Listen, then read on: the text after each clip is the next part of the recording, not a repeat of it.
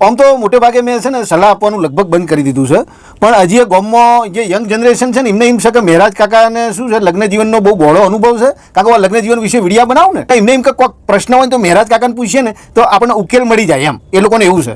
તે બન્યું એવું કે ચમનનો છોકરો મંગેશ તે એની હમણાં સગાઈ થઈ. તે સગાઈ પછી પહેલી વખત એ લોકો બહાર ફરવા જાય ને પેલું શું કહેવાય ડેટિંગ, ફર્સ્ટ ડેટિંગ કે શું કહીશું એ રીતે એમ પહેલી મુલાકાત એમ એ લોકોને ફરવા જવાની રવિવારના દિવસે ગોઠવ્યું હતું એમણે. તે આગલે દિન મને મળવા આવ્યો, મને કે મહેરાજ કાકા કાલે હું પહેલી વખત મળવા જવાનો છું, મારે જેન જોડ સગાઈ થઈ એ છોડીને. તે પહેલી જ મુલાકાતમાં હું શું એવું કરું કે એ મુલાકાત યાદગાર બની જાય અને એને એમ થઈ જાય કે મંગેશ ફક્ત મારો જ છે એમ, એવું હું શું કરું? તે મેં એને સલાહ આપી. મેં કીધું કે જો ભાઈ તું એક કામ કર, કોઈ વ્યસન ખરું? મેં કીધું તને? તા કે ના મને કોઈ વ્યસન નહીં હો. તો મેં કીધું એક કામ કરજે, તું જોઈ ને એટલે લાલ્યાના ગલ્લેથી 135નો માવો બનાવીને ખીચામાં મૂકીને જજે તું, બરાબર?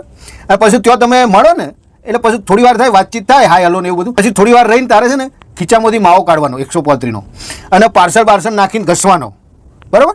એટલે પછી એ છે ને તને માવો ખાતો જોઈને એ મોઢું બગાડશે અને પછી તને કહેશે કે મંગેશ તું મને જો સાચો લવ કરતો હોય ને તો આ માવો આજે ને આજે મૂકી દે અને હવે પછી આ માવા સામે આંખ ઊંચી કરીને જોતો નહીં.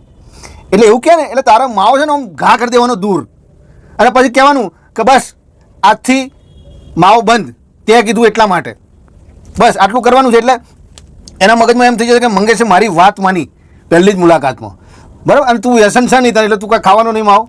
તો મંગેશ કે સારું.